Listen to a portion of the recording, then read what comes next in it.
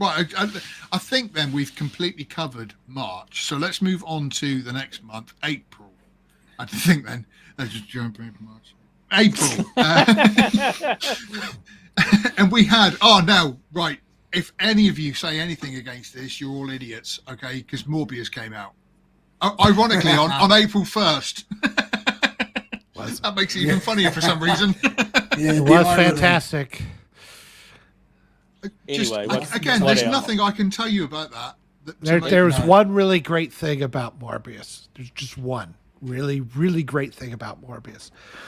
It was so bad, it created memes that fooled a giant studio into thinking it was popular. So they re-released it and spent a pile of money to re-release this dog shit movie twice. I think I wrote the article on this, and it turns out that the re-release, every cinema they re-released it in made $240 each, which doesn't probably cover the cost of driving the film there. Yeah, the internet. They probably connection. do it over the internet, but it doesn't cover their bandwidth costs. The worst thing is they're probably doing a sequel. Netflix released The Bubble, which looked good on paper, but was absolutely atrocious in execution. Absolutely terrible movie. What was that? I don't remember that. That was where they were all trapped they were supposed to be filming a film, and they were all trapped in lockdown, and so they did it all with green screen and everything. Oh, so Karen Gilligan, our own Sean Bird ripped that movie. It came out of hibernation and did one video this year to shred that movie. That's how bad that movie was. But then conversely, stuff like Chris Pine came out in The Contractor, which was... Hang on, no, I'm thinking of Extraction, I think. Extraction was an excellent movie. No, The Contractor is where he came out and did some private work and was out of the closet. Ambulance came out, which was entertaining. Never saw it. I didn't. I tried to watch it and it bored me. Fantastic Beasts, The Secrets of Dumbledore. Didn't even get rid of it. Don't give We all like the Fantastic Beasts. Here's what we say about that particular movie. My daughter is a huge Potterhead. Loves the Harry Potter series. It's her Star Wars. And now she is just like her dad, angry at all the sequels. Oh, it's so good to see the next generation die. Welcome to the party, pal. It's like the other one that came out, Sean, you like this, didn't you? Metal Lords. Yeah, I thought that was really fun. That's a lot of fun. Yeah, it's a lot of fun. It sounds like a cartoon after school in the 80s. Apparently Madagascar 4 came out. Nobody gives a shit. Really? I had no idea. And then we had David Schwimmer needs work, man. Then we came up to one of the highlights of the year, which was The Northman. Masterclass. Yeah. It was fantastic. It was so well done. Proper I still remember the conversation that we had about it. Kino. About the two men fighting naked on the volcano, and Matt thought that they were like willy slapping each other. Yeah. But no, Northman was. Which Yoda? Fantastic. Have you seen it yet? No, I'm really homophobic, and these naked guys fighting. I've got to really work myself up to this. So sorry, I just haven't. The other one. It's not what they say it is. Yes, I watched it the is. other week. Yes, it is. It's not. They're like, you don't see dicks and they're not wiping each other up. No, it's not really gay. They're not. That's what disappointed you, Matt. I was already. I was sitting there. My hands were warm. See, Matt, going through the freeze you don't see frame. any of their dicks or nothing, man. Going through on freeze frame, trying to catch it. Like the other one that came out was the Unbearable Weight of a Massive Talent. Which again, I love that. Interesting take. Yeah, that seems It's had Nicolas Cage is Nick Cage. Wait a minute. I need you to say it like the detective does in what's the Simon Pegg movie where they're cops? Hot Fuzz. I want you to say it like Nicholas. Nicholas Cage. Yeah, there you go. Cage is Nick Cage.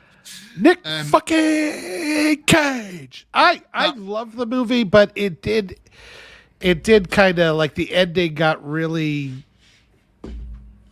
What's the word I'm looking for? It a little bit at the end. Yeah, it became very conventional, like just kind of another action movie. It didn't have a moment that really tied it all together with all the I won't call it fourth wall, but the what do you call it?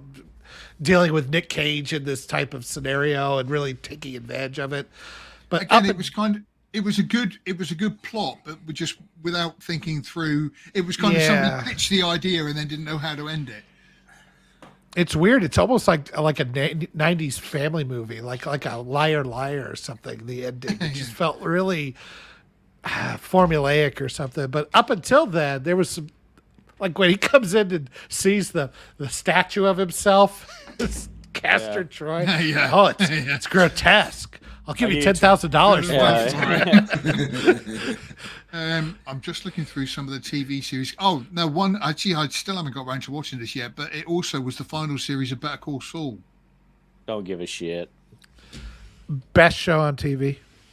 Have you never heard of a little show called True Detective Season 1? True Detective Season 1 is immaculate. I'll give you that. But we're talking about Breaking Bad, which had 5 or 6, depending on how you look at it, great seasons, and then Better Call Saul, which had 5 or 6 great seasons consistently and ended well. And you can't say that about many shows where they stick the landing. That's and true. Both of those shows did, and they are great. Ones that are rewatchable, I love them. They're great.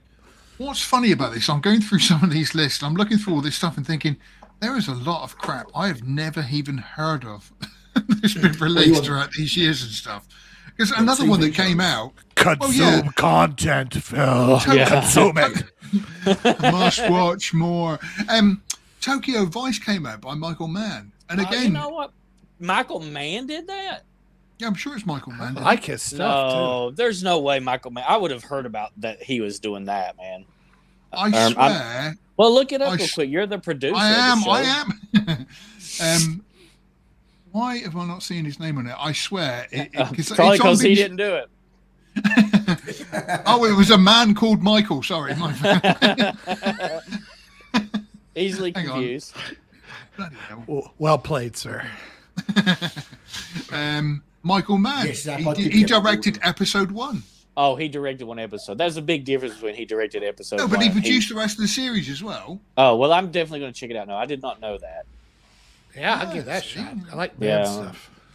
Right, okay, where are we going back to? Right, let's move on to May.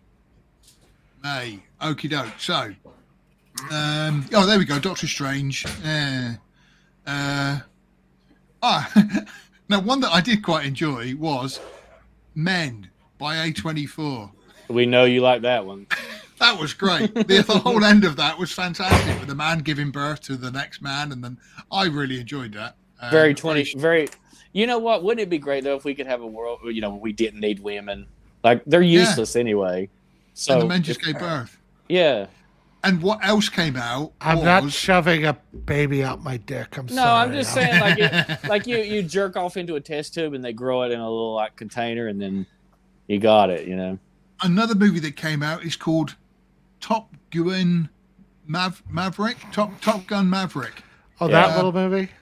No, I can't tell you a thing about it. What it. did that end up making in the box office, by the way? $500 million billion trillion.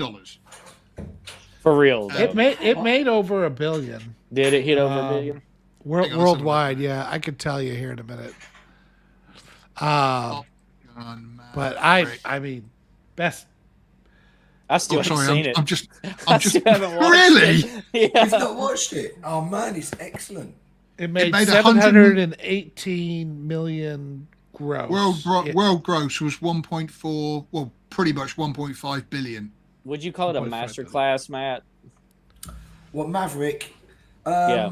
I'm not quite sure what was being called a masterclass, but it was. It was popcorn yeah, exactly. It was great entertainment. It was well done. I likened it a little bit to Terminator 2 in the sense that it's basically the same movie, but the effects and the story and the stakes are just ratcheted up correctly in the right ways that make it like the first movie, but so much better. And then when you add into that, because Tom Cruise is a lunatic, that they did it all in real jets with real G-forces.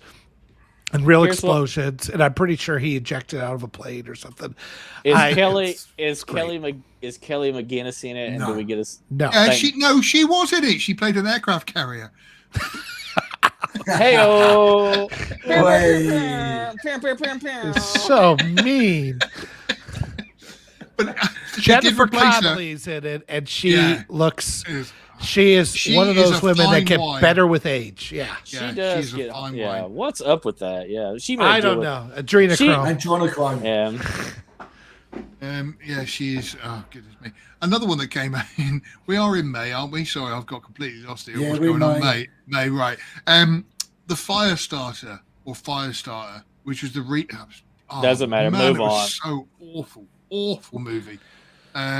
It's not like the first Firestarter was a classic. It wasn't that great. Yeah, it the is first Stephen one's King. kind of lame anyway.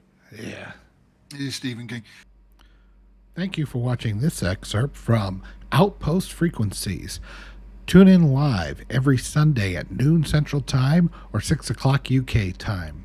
And also, remember to come to lastmovieoutpost.com for all your latest in movie news, streaming news, and everything cool about film. We are the cool news now. Thank you for watching, and we'll see you on the next stream.